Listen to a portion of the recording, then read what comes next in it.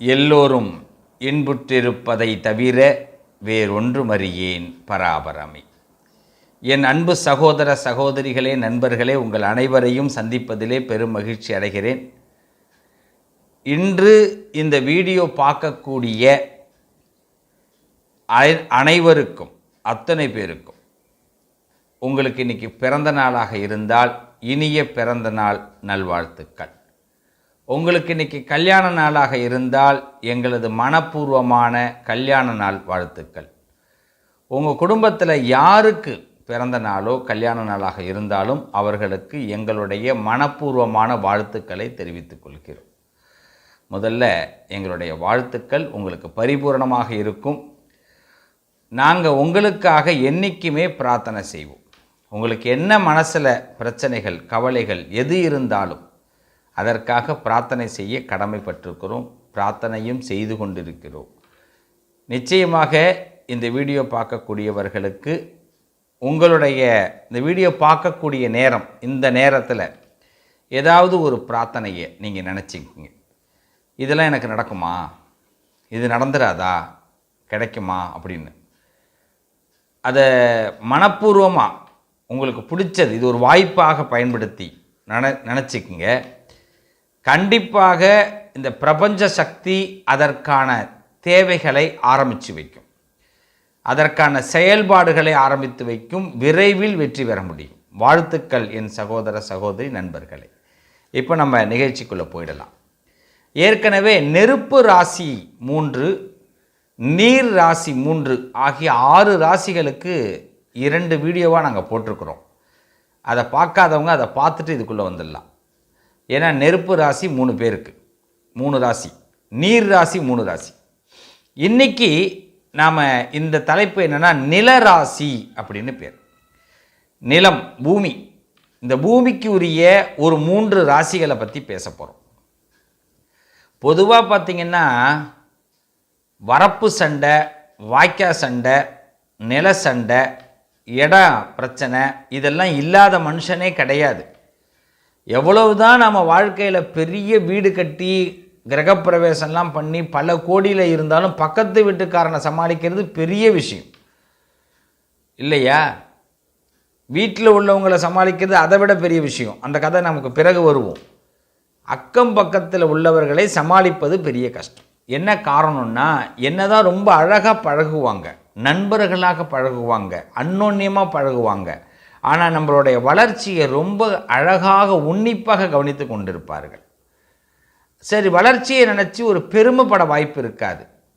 எப்படி இந்த குறுகிய காலத்தில் இந்த வளர்ச்சி அவங்களுக்கு இருக்குது அப்படிங்கிற ஒரு ஆழ்ந்த எண்ணம் உள்ளுக்குள்ளே பதிவாகி அது நம்மளை பற்றி ஒரு தவறான சித்திரத்தை உண்டாக்கிக்கிட்டே இருக்கும். அது எப்போ தெரிய வரும் அப்படின்னு கேட்டால், வேலி தகராறுன்னு சொல்லுவாங்க அந்த நேரம், அந்த காலத்துலலாம். இப்போலாம் காம்பவுண்டு தகராறு. அந்த காம்பவுண்டு அந்த இடத்த அளக்கும் பொழுது தெரியும் அவங்களுடைய உண்மையான மனநிலை.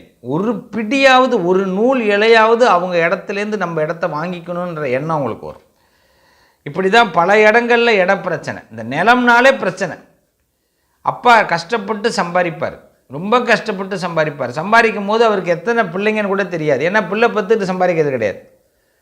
அதாவது இது எல்லாமே பிள்ளைங்களுக்கு தான் அப்படிங்கிற நம்பிக்கையில் தான் அப்பா சம்பாதிக்கிறார். அவர் சம்பாதிக்கிற காலகட்டத்தில் இதை யாருக்கு கொடுக்கணும், இதை யாருக்கு கொடுக்கக்கூடாது அப்படிங்கிற எண்ணம்லாம் அப்பா அம்மாவுக்கு வராது. ஒரு காலகட்டம் வரும்போது பிள்ளைகளுக்கு அந்த எண்ணம் வரும்பொழுது தான் அப்பா அம்மா அதை பிரித்து கொடுக்கணுங்கிற எண்ணம் வருது. பிரித்து கொடுக்கும்போது அந்த பிள்ளைகள், இவ்வளோ நாள் வளர்த்த பிள்ளைகள் திரும்பி கேட்கும், எனக்கு ஏன் இந்த இடத்த ரிஜிஸ்டர் பண்ண, ஏன் எனக்கு அந்த இடம் கொடுக்கலை அப்படின்னு கேட்கும். அப்போ இந்த நிலத்தினால் தரிசு நிலமாக இல்லாமல் விளைநிலமாக இருந்த அந்த மனசு, தரிசு நிலம்னா ஈரம் கூட இருக்காது, இது விளைநிலம், நிறைய கொட்டி கொட்டி கொடுத்தது இந்த மனசு. ஆனால் இந்த நிலம்னு ஒரு பிரச்சனை வரும்பொழுது பார்த்திங்கன்னா அந்த மனசு அப்படியே கூறு போட்டு விற்றுருவாங்க பசங்கள்லாம். பார்த்துருக்கீங்களா? இதெல்லாம் இதுதான் உலகம். அப்போ இடம்னாலே பிரச்சனை, நிலம்னாலே பிரச்சனை. அப்படி அந்த பிரச்சனைக்கு உரியது தான் அந்த நிலம் அப்படின்னும் போது அதை ஹேண்டில் பண்ணுறது ரொம்ப ரொம்ப முக்கியம் இல்லையா? ரொம்ப ரொம்ப முக்கியம் இல்லையா?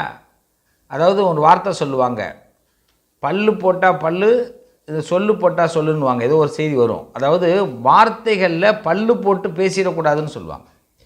நம்ம வார்த்தையை விட்டுட்டோம் அப்படின்னா திருப்பி அது கிடைக்காது. இன்றைக்கி உலகத்தில் பேசுகிறத பற்றிலாம் கவலையே படுறது கிடையாது யாருமே. கேட்டால் கருத்து சுதந்திரங்கிற பேரில் எவ்வளோ காயப்படுத்த முடியுமோ அவ்வளோ காயப்படுத்துகிறோம். ஆனால் உண்மையிலேயே சொல்லப்போனால் நம்மளுடைய சுதந்திரம் உண்மை. அந்த சுதந்திரத்தில் கூட காந்தியடிகளை தான் மனசில் நினச்சிக்கணும். வார்த்தைகளில் ரொம்ப அழகாக நம்மளுடைய வார்த்தைகளை கொடுக்கணும். நீங்கள் நம்ப மாட்டீங்க, எனக்கு அறிந்த ஒரு உண்மை.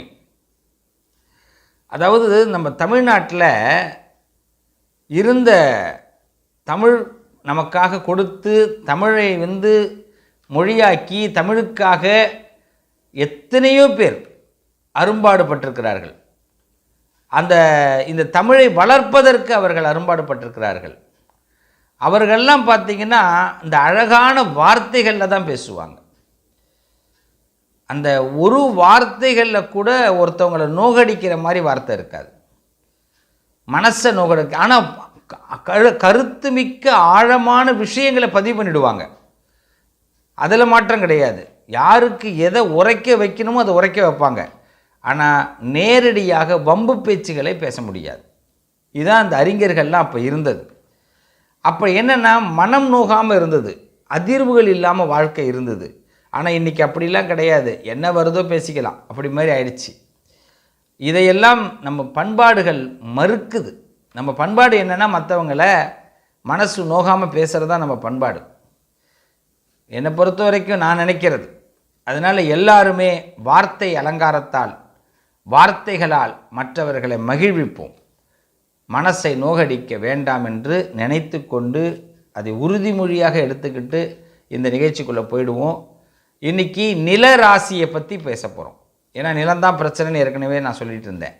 நிலம் பல பேரை உறவுகளையே மாற்றி கொடுத்துரும் அப்படின்னு. இதில் நிலராசி அப்படிங்கிறது யார் யார்? முதல்ல ரிஷபம், அடுத்தபடியாக கன்னி, அடுத்தபடியாக மகரம். இந்த 3 ராசிகள் தான் நிலராசி. ரிஷபம், கன்னி, மகரம். ஆக இந்த 3 ராசியை பற்றி பார்ப்போமா? 1 by 1 போவோம். இந்த நிலராசியாக இருக்கக்கூடிய ரிஷபத்தை முதல்ல எடுத்துக்கிட்டோம்னா, பொதுவாகவே 3 ராசிக்காரர்களை உங்கள் வீட்டில் இருந்தாங்கன்னா ஒரு காணி நிலம் உங்களுக்கு கிடைக்கும். இவங்க மற்ற ராசிக்காரவங்கெல்லாம் கூட போராடி இடத்த வாங்குவாங்க. இந்த 3 ராசிக்காரர்களுக்கு இடம் தானாகவே வரும். போராட வேண்டாம்.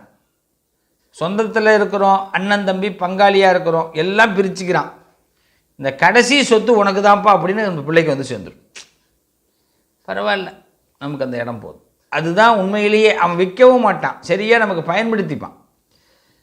ஆக அதே மாதிரி பார்த்திங்கன்னா ஒரு இடத்த விட்டு இடம் மாறணுன்னாலும் இந்த 3 ராசிக்காரர்களும் அடுத்த நிமிஷம் மாறுறதுக்கு தயாராக இருப்பாங்க. அதாவது விதி பயனை அறிந்தவர்கள்னு சொல்லலாம். சில பேருக்கு மனசு வராது, இது போகலாமா வேணாமா, செய்யலாமா வேணாமா. இவங்க 3 பேருமே ஓகேன்னா அடுத்த கட்டம் சந்தர்ப்பத்தையும் வாழ்க்கையுடைய சூழ்நிலைகளுக்கு ஏற்ப மாற்றிக்கிட்டு அடுத்தடுத்து போய்கிட்டே இருக்கக்கூடியவர்கள். இதில் ரிஷபராசிக்காரர்கள் மகாலட்சுமி கடாட்சம் பொருந்தியவர்கள், லக்ஷ்மி அனுக்கிரகம் பெற்றவர்கள், இலகிய மனம் கொண்டவர்கள். ஒரு துடுதுடுப்பான வார்த்தைகளையோ திடுதிடுன்னு ஒரு வார்த்தைகளை கூட பேச தெரியாதவர்கள். ஆனால் ரொம்ப சாமர்த்தியமாக செயல்படுறதா நினச்சி நிறைய இடத்துல ஏமாறக்கூடியவர்களும் ரிஷபராசிக்காரர்கள். சாமர்த்தியமாக செயல்படுறதா நினச்சி. ஆனால் இன்னும் ஏச்சு பேச்சுன்னு இல்லை சொல்லுவாங்க. அந்த காலத்துலலாம் கண்டவனும் பேசுவான் ஐயா உன்னை அப்படின்வாங்க. அதுதான் ரிஷபராசி. அவன் என்ன பேசுகிறானே தெரியாது, பொருளும் தெரியாது, இடமும் தெரியாது. அவனெல்லாம் நம்ம ரிஷபராசியை பற்றி பேசுவான். இதை ரிஷபராசி கேட்டுக்கிட்டும் இருக்கும். திருப்பி என்னென்னா அவன் ஆபத்தில் இருக்கும்போது முதல்ல உதவுறதும் இந்த ரிஷபராசி தான்.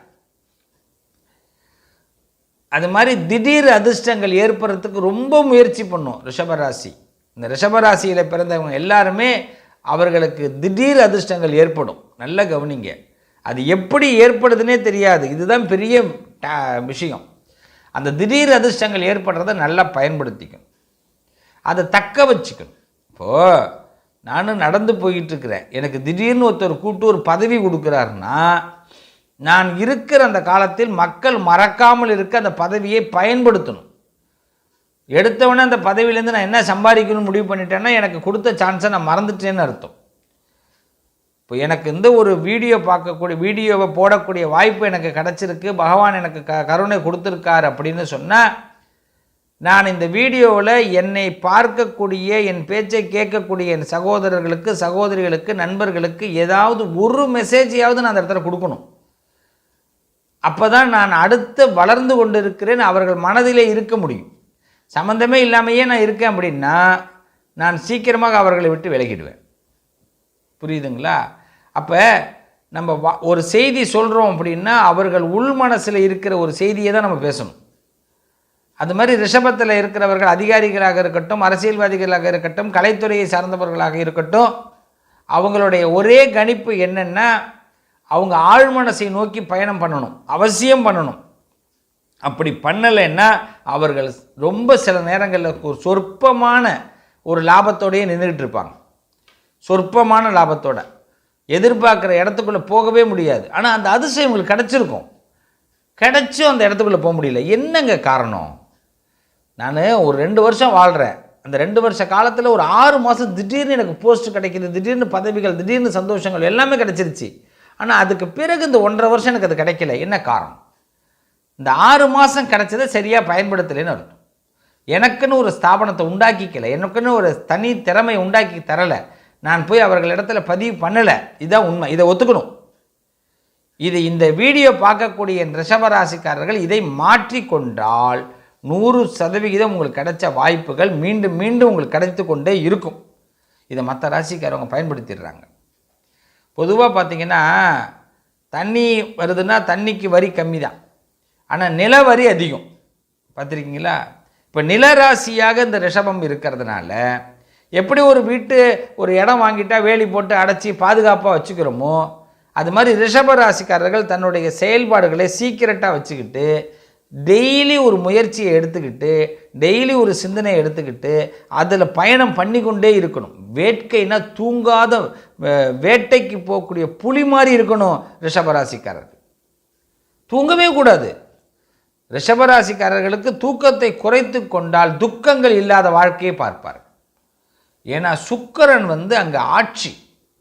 அப்போ என்ன பண்ணுன்னா ரிஷபத்திற்கு கடைசி கட்டத்தில் ஒரு எக்ஸாம் படிக்கிறான் ஒரு பையனா, 25ஆம் தேதி எக்ஸாம்னா 23ஆம் தேதி தான் படிப்பான்.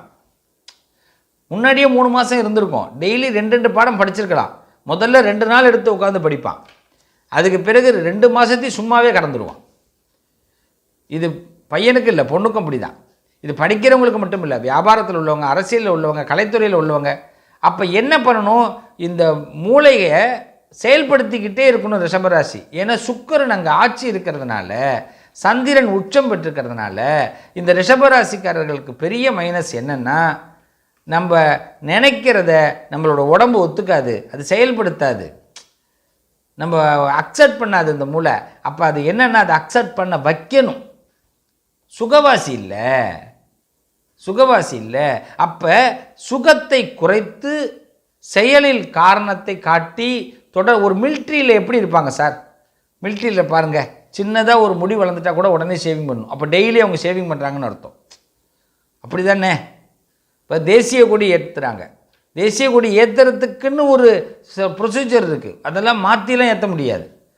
அதாவது அந்த கொடி மரத்துலேருந்து இத்தனை அடியில் இருக்கணும், இந்த கயிறு போடணும், மேலே இத்தனை அடி இந்த அடி விட்டு ஏற்றணும், அந்த அடி விடக்கூடாது, பறக்கணும் கொடி, அதுக்குள்ளே மரியாதை இருக்கு இல்லைங்களா? அதே தான். அதுக்கு எவ்வளோ மைனூட்டாக பார்க்கணுமோ அதே போல் ரிஷபராசிக்காரர்கள் தன் வாழ்க்கையை மைனூட்டாக பார்த்தாங்கன்னா சக்ஸஸ் அடைவாங்க. காலையில் கொடி ஏற்றினா சாயந்தரம் கொடி இறக்கிடணும், ராத்திரியில் கொடி பறக்காது. பார்த்துருப்பீங்கள? அதுதானே கொடிக்குள்ள மரியாதை. பல நீங்கள் அலுவலகங்களெல்லாம் பார்த்தீங்கன்னா தெரியும், பள்ளிக்கூடங்கள் அலுவலகங்களில் சாயரித்து அந்த கொடி இறக்கிறதுக்கு ஒரு மரியாதை உண்டு. அப்போ தேசியத்தை காப்பாற்றக்கூடியவர்கள் நாமெல்லாம். அப்போ ரிஷபராசிக்காரர்கள் தன்னை காப்பாற்றி கொள்றதுக்கு முதல்ல ஒரு ப்ரொசீஜர் ரெடி பண்ணிக்கணும். ப்ரொசீஜர் அது உங்களுடைய உடை, நடை, பாவனை எல்லாத்தையும் மாற்றணும். இப்படி தான் அப்படின்னு பிளான் பண்ணி யாருக்கும் அது சொல்லி தெரிய வேணும் இல்லை, யாருக்கிட்டையும் கேட்டும் வராது. ரிஷபத்துக்கு நீங்கள் கேட்டு செய்கிறது பலன் கிடைக்காது. உங்கள் மனசுலேருந்து அது செய்யணும். நான் கருப்பு துண்டு வேணாலும் போட்டுக்கலாம், சிகப்பு துண்டு வேணாலும் போட்டுக்கலாம், மஞ்சள் துண்டு வேணாலும் போட்டுக்கலாம். போட்டுக்கணும், முடிவு பண்ணால் போட்டுக்கணும். யாரை பற்றி கவலைப்படக்கூடாது. நான் ஒயிட் அண்ட் ஒயிட்டில் தான் இருக்குன்னா ஒயிட் அண்ட் ஒயிட்டில் தான் இருப்பேன், பிளாக்கில் தான் இருப்பேன்னா பிளாக்கில் தான் இருப்பேன். நான் தான் முடிவு. ஆனால் என் முடிவு எதிர்காலத்துக்கு நல்லதாக இருக்கணுமே தவிர அது ஆணவமாகவும் இருக்கக்கூடாது, இருக்காது. ஆக ரிஷபம் அப்படி தான் முடிவெடுக்கும், பகுத்து ஆய்ந்து முடிவெடுக்கும் ரிஷபத்தை பொறுத்த வரைக்கும். அப்போ இந்த ரிஷப ராசியில் பிறந்தவர்கள் இதை ஃபாலோ பண்ணாங்கன்னா அவர்களுக்கு நல்ல யோகங்கள் கிடைக்கும். எப்படி நிலத்தில் வேல்யூ அதிகமாகிட்டே இருக்கும். 10,000 ரூபாய்க்கு வாங்கின இடம் இன்றைக்கி 10 லட்சத்துக்கு போகுது. அது மாதிரி ரிஷபராசிக்காரர்களுடைய தன்மை உயர்ந்து கொண்டே போகும். ஆனால் இருந்தாலும் 1000 பொண்ணு, செத்தாலும் 1000 பொண்ணுன்னுவான். ரிஷபத்தை பொறுத்த வரைக்கும் அப்படி தான். அவங்க ஒரு வேலை அவங்க நினச்சி செஞ்சாங்கன்னா சக்ஸஸ் பண்ணிட முடியும். அப்படிப்பட்ட ரிஷபராசிக்கு பெருமாளை அதிகமாக வழிபாடு பண்ணுறது நல்லது, லக்ஷ்மி தேவி அதிகமாக வழிபாடு பண்ணுறது நல்லது, வெள்ளிக்கிழமையை அதிகமாக சூஸ் பண்ணிக்கிறது நல்லது, சனிக்கிழமை அதிகமாக சூஸ் பண்ணிக்கிறது நல்லது. ஒரு நல்லது கெட்டதுக்கு சனி வெள்ளி ரொம்ப சாதகமாக இருக்கும். அதில் சுக்கிர ஹோரையை பார்த்து செயல்பாடு பண்ணுறது ரொம்ப நல்லது. இந்த ரிஷபத்தை பொறுத்த வரைக்கும் தெளிவான ஞானத்தை ஏற்படுத்த முடியும். அடுத்தது பார்த்திங்கன்னா நிலராசியாக இருக்கக்கூடிய கன்னி ராசி. எத்தனை பிரச்சனை எத்தனை பஞ்சாயத்து வந்தாலும் டெய்லி அந்த பஞ்சாயத்தை சமாளிக்க முடியும். கலங்காத உள்ளம், கலங்காதிரு மனமே, இதான் கன்னி. கலங்காத உள்ளம். சில பேருக்கு தாரம்லாம் 2 இருக்கும் ஆண்களுக்கு. அது மாதிரி பார்த்திங்கன்னா தைரிய உணர்வுகள் இருக்கும், அசால்ட்டு இருக்கும். இது கன்னியோடைய தன்மை. சொல்லுவாங்க சிங்கம் சிங்கிளாக வரும், புரியுங்களா? சிங்கம் இது, கன்னி சிங்கம் அப்படி தான் இருப்பாங்க. உரிமை கொண்டு இருப்பார்கள், கிட்டக்க வர பயப்படணும். அப்படிப்பட்ட அந்த கன்னி ராசி நிலராசியாக இருக்குது. ஒரு இட பிரச்சனை ஒன்று வருதுங்க, பக்கத்து வீட்டுக்கு நமக்கு சண்டை. கன்னி ராசிக்காரவங்களை கூப்பிட்டு அண்ணது கொஞ்சம் பார்த்து பைசல் பண்ணுங்கன்னா பண்ணி கொடுத்துருவார். கொஞ்சம் தப்பு எதிர்பார்க்கலாம், கௌரவம் எதிர்பார்க்கலாம், தப்பு இல்லை கொடுக்கணும், ஆனால் பண்ணி கொடுத்துருவார், செய்து கொடுப்பார். நம்புனா அவர் செய்து கொடுப்பார். கொஞ்சம் கன்னிராசிக்காரர்கள் வார்த்தைகளை துடுக்காக பேசுகிற மாதிரி இருக்கும். இப்போ கன்னிராசிக்காரவங்கள்ட்ட போய் ஃபார்மாலிட்டி பேச்சே பேசக்கூடாது. நல்லா கவனிங்க. ஒரு ஃபார்மாலிட்டிக்குன்னு ஒரு பேசுவோம், என்ன உடம்பு நல்லா இருக்கா அப்படின்னு. உடனே கன்னிராசிக்காரர் கேட்பார், நல்லா இல்லைன்னா என்ன பண்ணுவேன்? என்ன காப்பி தண்ணி குடிச்சியலா? உன் வீட்டில் காப்பியே தண்ணி போல தான் இருக்குது, இதில் என்ன காப்பி தண்ணி குடிச்சியான்னு கேட்பேன். அவர் இப்படி தான், ஏன்னா அவங்க பட்டுன்னு பேசிடுவாங்க. அதே மாதிரி கன்னிராசிக்காரர்கள் உண்மையிலேயே அன்பு பெற்றவர்கள், நட்பு கொண்டவர்கள், அன்பானவர்கள். ஆனால் வெளிப்படுத்த மாட்டாங்க, ஒன்றுமே தெரியாத மாதிரியே நிற்பாங்க. இவர் சிரிக்கிறாரா சிரிக்கலையா, சோகமாக இருக்காரா சோகமாக, சிரிப்புங்கிறதே கொஞ்சம் அடுத்த கட்டத்தில் தான் வரும். என்ன யோசிக்கிறாரு இது தெரியாமல் இருக்கும். இதுதான் கன்னிராசியோட ப்ளஸ்ஸு. இன்னிலேருந்து நீங்கள் தெரிஞ்சுங்க உங்கள் ப்ளஸ்ஸை. அப்போ இந்த நிலராசி, ஏன்னா ஒரு நிலத்தோடைய தன்மை விற்கும் போது தெரியும், வாங்கும்போது தெரியும். தரிசு நிலங்க சும்மா கிடக்கு, நம்ம என்ன நினச்சிட்டு இருப்போம், என்னங்க ஒன்றுக்கும் புரோஜனம் இல்லாத நிலம், எவ்வளோ வரப்போகுது, குழி எவ்வளோப்பா, ஏக்கர் எவ்வளோப்பா, அப்படி தான் சொல்லுவோம். அவர் சொல்லுவார் 4 லட்சம் அப்படின்னு நினச்சிட்டு நம்ம போவோம். 40 லட்சம்னுவான். ஆத்தே 40 லட்சமா இடங்க, 40 லட்சமா எவ்வளோங்க, 1/2 ஏக்கருங்க. 1/2 ஏக்கரா, அதுதான் அதோட மதிப்பு. அப்போ கன்னினா என்ன, அந்த ராசிக்காரரோட மதிப்பு என்ன, அவர்களை நெருங்கும் பொழுது தான் தெரியும் அவர்கள் யார். உங்கள் சொந்தத்தில் ஒருத்தர் கன்னிராசியில் இருக்கார், நீங்கள் அவரை சாதாரணமாக இடம் போட்டு வச்சுருப்பீங்க. அவரை நெருங்க நெருங்க தெரியும், அவருக்கு இவ்வளோ பழக்க வழக்கம் இருக்குது, இவ்வளோ ஒரு விஷயம் இருக்குது, அவர் இவ்வளோ பெரிய ஆள், அடே அப்பா பரவாயில்லையே, எதுவுமே தெரியாத மாதிரியே இருக்கானே மனுஷன். இந்த அக்கா கன்னிராசியாக பிறந்திருக்கு, நமக்கே தெரியல, இந்த அக்கா அசால்ட்டாக இருக்குது, பரவாயில்லையே, நம்மளாம் இந்த ஆட்டம் ஆடுறோம், இந்த அக்கா எவ்வளோ அந்த இதே இல்லாமல் இருக்காங்களே, திமிரே இல்லாமல் இருக்காங்களே, அது என்ன சொல்லுவாங்க, ஆடம்பரமே இல்லாமல் இருக்காங்களே, திமிரு இருக்கும் அது வேறு விஷயம், ஆடம்பரமே இல்லாமல் இருக்காங்களே அப்படின்னு தோணும். இதுதான் கன்னிராசியோட ஸ்பெஷல். இப்படி இந்த கன்னிராசியில் இது நிலராசியாக இருக்கிறதுனால சில கஷ்டங்கள் வரும்போது, சில நஷ்டங்கள் வரும்பொழுது நம்பவே மாட்டீங்க. ராத்திரி 11 மணிக்கு நீங்கள் ஒரு ஃபோனை போட்டு கன்னிராசிக்காரவங்கள்ட்ட பேசி எனக்கு இந்த உதவி வேணும்னு கேட்டால் கண்டிப்பாக செய்வாங்க. நல்லதில் கூடுவதை விட கெட்டதில் கூடக்கூடியவர்கள் கன்னிராசிக்காரர். கெட்டதுன்னா கெட்டதுக்கு வர மாட்டோம், அப்படி சொல்லலை. வார்த்தையெல்லாம் மைனூட்டாக இருக்கும், தப்பாக போயிடக்கூடாது, எல்லாம் தப்பாகவும் புரிஞ்சிக்கக்கூடாது. நல்ல சுகமாக ஒரு ஹோட்டலில் உட்காந்து சாப்பிட்றதுக்கு கூப்பிட்டா கூட வேணாம் சாப்பிடப்பா அப்படின்னுவாங்க. நான்லாம் வரலன்னுவாங்க. நான் ஒரு பிரச்சனையில் மாட்டிகிட்டு இருக்கேன்னா கொஞ்சம் செய்யலாமான ஹெல்ப்பு, உடனே வரேன். தட் இஸ் கன்னிராசி. ஓகேவா? அதுதான் கன்னிராசி. கன்னிராசியுடைய அருமை பெருமைகள் பக்கத்திலே அந்த சூழ்நிலை தெரியும் பொழுது தான், அந்த சூழ்நிலை வரும்பொழுது தான் தெரிந்து கொள்ள முடியுமே தவிர முன்னாடி அவங்கள ஜட்ஜ்மெண்ட் பண்ண முடியாது. அது மாதிரி ரொம்ப உதவி பண்ணிவிடுவாங்க. ரொம்ப உதவி பண்ணிட்டு அவன் மட்டும் வண்டி எடுத்துன்னு போடுவான். ஆனால் அந்த அண்ணனுக்கு, கன்னிராசியில் பிறந்த அந்த அண்ணனுக்கு ஏதாச்சும் உதவி செய்யலான்னு பார்த்தா, நான் திருப்பி ஏதாச்சும் பண்ணலான்னு நினச்சா அவர் மட்டும் போயிட்டார். நம்ம தான் தேடி கொண்டு போய் இந்த உதவி பண்ணணும். அண்ணா ரொம்ப சந்தோஷம், எனக்கு ஹெல்ப் பண்ணிங்க, உங்களால் தான் இன்றைக்கி நான் நல்லா இருக்கிறேன், இந்தாங்க வச்சுங்க, இது சன்மானமாக வச்சிங்க, இல்லை அன்பளிப்பாக வச்சிங்க, நட்பாக வச்சிங்க, ஏன் இதெல்லாம் இது வை வை வை வை அப்படியே ஜஸ்ட்டில் பேசுவாங்க. அப்படி ஒன்று ஈஸியாக ஆனால் நீ வரியா வரலைனாலும் யோசிப்பாங்க. ஆனால் ஏன்னா மரியாதை வேணும், நீ கொடுக்குற பணம் தேவையில்லை, மரியாதை வேணும். இதை எதிர்பார்த்து இருக்கக்கூடியவர்கள் கன்னிராசிக்காரர். அப்போ அந்த கன்னிராசிக்கு இன்னொரு விஷயத்தையும் நான் பதிவு பண்ணிடுறேன். பெருமாளுடைய அனுகிரகம், அதாவது திருஷ்டி கொஞ்சம் அதிகமாக இருக்கிற ராசியும் கன்னிராசி.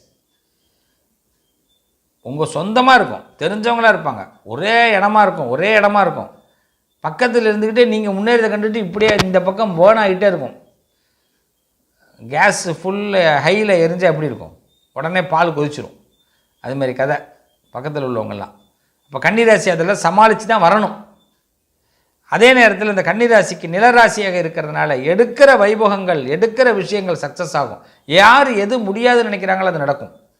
அதுமாதிரி வர வாய்ப்புகளை உடனே பயன்படுத்திங்க, டிலே பண்ணி வைக்காதீங்க. அது கன்னிராசிக்கு ஆபத்து. ஒரு கல்யாண ஆசை வந்துருச்சு, கல்யாணமும் வந்துடும், பண்ணிடணும். எனக்கு வருமா, ஒரு பையன் சொல்கிறான், 29 வயசு இந்த பையனுக்கு, என்கிட்ட ஜாதகம் பார்க்குறான், முரண்பாடாகவே பேசுகிறான். நான் சொல்கிறேன், ஒரு பொண்ணு கல்யாணம் பண்ணுறதுக்கு அவங்க அம்மா ஓகே பண்ணிட்டாங்க, பார்த்துட்டாங்க, அவன் படிச்சிருக்கிறான். நான் செட்டில் ஆன பிறகு தான் கல்யாணம்னா, உண்மையிலேயே இது நடந்தது. நான் செட்டில் ஆகின பிறகு தான் கல்யாணம்னா, கல்யாணமே செட்டில் தான்டா, கல்யாணமே செட்டில் தான். ஸோ நீ ஒரு பேச்சுலராக இருக்கும்போது எப்படி சம்பாதிக்க தோணும், எதை பேஸ் பண்ணி தோணும்? ஒரு வண்டியில் போகிறோங்க, நல்லா கவனிங்க, ஒரு 2 வீலரில் போகிறோம், வெயில் அடிக்குது, ஒரு தொப்பி எடுத்து மாட்டிக்கிறோம், ஹெல்மெட்டு அப்புறமா வச்சுப்போம், தொப்பி எடுத்து மாட்டிக்கிறோம். இப்போ நம்மளோட எண்ணமெல்லாம் எங்கே இருக்கும்? 2 வீலரில் 80 100 போகும்போது இந்த தொப்பி பறந்துடக்கூடாதுங்கிற எண்ணம் இருந்துக்கிட்டே இருக்கும். நல்ல கவனிங்க, இதானே இயற்கை. இதை தொப்பி இல்லாமல் நம்ம போயிட்டுருக்கோம், வெயிலுடைய சூடும் அதிகமாக இருக்கும், நம்மளும் செம்ம ஸ்பீடில் போவோம். ஜஸ்ட் மினிட்டில் எவனாச்சும் ஒருத்தன் குறுக்க வந்தானே அடித்து கிராஸ் ஆகி வேலை முடிஞ்சுப்போம். தொப்பி போட தலையே இருக்காது. ஆனால் இந்த தொப்பி இருக்குன்னு நினச்சி போகும்போது இதோட ஸ்பீடு நம்ம கண்ட்ரோலில் இருக்கும். எதுக்கு வரவனா நம்ம கரெக்டாக மூளை கரெக்டாக வேலை செய்யும். இந்த தொப்பிங்கிறது நமக்கு திருமணத்தில் வரக்கூடிய பந்தம்.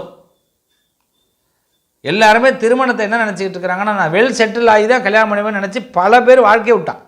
இது ஆணும் சரி பெண்ணும் சரி. பொம்பளை பிள்ளைகிட்ட போய் 23 வயசில் கல்யாணம் பண்ணிக்குமா, 24 கல்யாணம் பண்ணிட்டு நல்லா இருப்போம்மா, வாழ்க்கை நல்லா இருக்கும்னு சொன்னால், என்னங்க இந்த சின்ன வயசில் கல்யாணம் பண்ணி எப்படிங்க, எங்கெல்லாம் 29 வயசு ஆகணும், 28 வயசு ஆகணும், வயசை பற்றியே தெரியல குழந்தைங்களுக்கு. இதுக்கு பேரண்ட்ஸு சில பேர் விட்டுறாங்களா, 28க்கு பிறகு மாப்பிள்ளை பார்க்க ஆரம்பிக்கிறாங்க. அப்போ என்ன ஆகுது, இதுக்கு கீழே வந்த பிள்ளைகள்லாம் ரெடியாக இருக்கும்போது ஒருத்தன் வர மாப்பிள்ளை பார்க்க வரவங்களா இருந்தாலும் கல்யாணம் ஆக மாட்டேங்குது. சின்ன பிள்ளையை பார்த்துடுறாங்க. அக்கா இருக்குன்னா தங்கச்சியை தான் பிடிச்சிருக்கு, அக்காவை பிடிக்க மாட்டேங்குது. இந்த கதையை ஏன் இந்த இடத்துல கொண்டு வரேன்னா, நம்ம ஒரு சந்தர்ப்பம் வரும்பொழுது, ஒரு வாய்ப்பு வரும்பொழுது தயவு செய்து நீ அதை வேண்டாம் என்று சொல்லாத. அது கன்னிராசியில் பிறந்தவங்க சுத்தமாக சொல்லாதீங்க. 23 வயசில் கல்யாணம் பார்த்துட்டாங்க, பொண்ணு பார்க்குறாங்க, மாப்பிள்ளை பார்க்குறாங்கன்னு ஒத்துக்கோ. வீட்டில் பெரியவங்க இருப்பாங்க, பிள்ளைக்கு நல்ல வரணும் வரும். அவர் என்ன பண்ணுவார், இப்படி தான், இப்போல்லாம் என் பொண்ணை கல்யாணம் பண்ணி கொடுக்குற மாதிரி இல்லைன்னுடுவார், இப்போல்லாம் என் பையனுக்கு கல்யாணம் பண்ணுற மாதிரியே இல்லைன்னுடுவார்.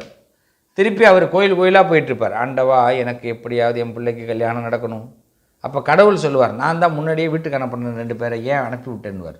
அப்போ என் பிள்ளை செட்டில் ஆகலைன்னுவார். செட்டில்னா என்ன? உங்ககிட்ட இருக்கிற வரைக்கும் செட்டில் எப்படி ஆக முடியும்? கவனித்து பாருங்கள். ஒரு மரத்தோடைய நிழலில் இருக்கும் பொழுது வேர்வை வர வாய்ப்பு இல்லை. ஒரு மரத்தோட நிழலில் இருக்கிறோம். நிழலில் இருக்கிறவனுக்கு எப்படிங்க வேர்வை வரும்? அவன் எதுக்கு துண்டு எடுத்து தொடச்சிக்கிறதுக்கு ஆசைப்படும்? அவனுக்கு துண்டு தேவைப்படாது, ஃபேனு தேவைப்படாது, தொப்பி தேவைப்படாது. அவன் வெயிலுக்கு வந்தால் தான் நிழல் தேவைப்படும். அப்போ மரம் தேவைப்படும். இதுதாங்க இல்லற வாழ்க்கை. அப்பா அம்மா கிட்டவே நம்ம கடைசி வரைக்கும் ஒரு மனுஷன் இருந்துக்கிட்டே இருக்கிறான்னா அவன் வாழ்க்கையில் அப்படியே தான் இருப்பான். அப்பா அம்மா கிட்டேருந்து விலகி வரணும். அதுக்காக விலகி வரணும் நீங்கள் சண்டை போட்டுட்டு வர சொல்லலை. நல்ல வார்த்தையில் தமிழில் ரொம்ப அழகாக பேசணும். ஒரு நூல் இடையில் வார்த்தை மாறும். அதனால் எதுக்கு சொல்ல வரேன், இந்த கன்னிராசியை பொறுத்த வரைக்கும் காலத்திலே பயிர் செஞ்சிடணும். கல்யாணம், குழந்தை, அதுமாதிரி சில பேர்லாம் பார்த்தீங்கன்னா நான் ரொம்ப பேரை பார்க்குறேன். ஏன்னா புதன் அங்கே உச்சமும் ஆட்சியும் பெற்றிருப்பார் ராசியில். அந்த புதன் எங்கே இருக்காருன்னு வேற பார்க்கணும். பொதுவாக பார்த்தீங்கன்னா கல்யாணமான உடனே குழந்தை பெற்றுக்கணும். 10 பிள்ளை பெற்றுப்பாங்க. அந்த காலத்துலலாம் கன்னிராசிக்காரவங்கலாம் பார்த்தீங்கன்னா 5லேருந்து 6 பிள்ளைங்க இருக்கும் குறைஞ்சது. அதிகம் 10 பிள்ளை வரைக்கும் இருப்பாங்க. சிங்கம். ஆனால் இன்றைக்கெல்லாம் பார்த்தீங்கன்னா குழந்தைங்க கல்யாணம் பண்ணோடனே இந்த வருஷம் வேணாம், 2 வருஷம் கழித்து குழந்தை பெற்றுப்போன்னு இதுங்க முடிவு பண்ணிடுது. நான் அதை தான் சொல்லுவேன், கன்னிராசிக்காரர்களே தயவு செய்து உங்களுக்கு மேரேஜ் ஆகுதா, திருமணத்திற்கு பிறகு குழந்தைகளை உடனே பெற்றுங்க. ஒரு குழந்தை போதும் இந்த காலத்துக்கு. இல்லையா ஆஸ்திக்கு ஒன்று அழகுக்கு ஒன்றுன்னு சொல்லுவாங்கள்ல, அது மாதிரி 2 குழந்தை வச்சுக்கோ, அதுக்கு மேலே வேணாம். என்ன குழந்தை வேணும்னு ஆசைப்பட்டு குழந்தை பெற்றுக்கக்கூடாது. குழந்தை வேணும் நமக்கு, அவ்வளோதான். குழந்தையும் தெய்வமும் ஒன்று. அப்போ நம்ம குழந்தையாக இருந்தோம், இப்போ நம்ம கல்யாணம் ஆகிடுச்சு. ஒரு தெய்வத்தோடு வாழணுன்னா அந்த குழந்தை நம்ம வீட்டில் இருந்தால் தெய்வம். அது சிரித்தா தெய்வம். போதும், லைஃப் என்ஜாய். இதை கன்னிராசிக்காரர்கள் தடைப்படாமல் செய்து கொள்ள வேண்டும். இதுதான் முக்கியம். இந்த தடைப்படுத்திட்டோம்னா திருப்பி கிடைக்கிறதுல தான் பிரச்சனை வருது. அடுத்தது, இந்த ராசிக்காரர்களை பொறுத்த வரைக்கும் நான் ஏற்கனவே நில ராசின்னு சொல்லியிருக்கிறதுனால உங்களுடைய ஸ்டேஜும் உங்களுடைய வளர்ச்சியும் வளர்ந்து கொண்டிருப்பீர்கள். ஒரு நாள் மற்றவங்களுக்கு பொறாமைப்படக்கூடியவர்களாக இருப்பீங்க. உங்களை பற்றி நிறைய கமெண்ட் வரும். அதை பற்றிலாம் கவலையே படாதீங்க. உங்கள் போகிற ரூட்டில் போய்கிட்டே இருங்க. கண்டிப்பாக நிலராசியாக இருக்கக்கூடிய கன்னிராசி சக்ஸஸ் பெறும். இதில் அதிகமாக உங்களுடைய வாழ்க்கையில் நீங்கள் அதிகமாக செயல்படுத்தக்கூடக்கூடிய வார்த்தை அப்படின்னா இறைவனுடைய நாமதேயத்தை அதிகமாக சொல்லணும். அது மாதிரி பார்த்திங்கன்னா இறை பண்பு அதிகமாக வச்சுக்கணும். அது மாதிரி பார்த்திங்கன்னா கோவில் சம்பந்தமாக உதவிகள் சம்பந்தமாக நிறைய செய்யக்கூடியவராக கன்னிராசி இருக்கணும். என்ன உதவி? ஒருத்தவங்களுக்கு கல்யாணம் ஆகலையா, அவங்களுக்கு ஏதாவது உதவி செய்யணுமா, கல்யாணம் வச்சுருக்குறாங்களா, பத்திரிக்கை வச்சா 100 ரூபா மொய் போடுறவங்க ஒருத்தவங்களோட பழக்கம்.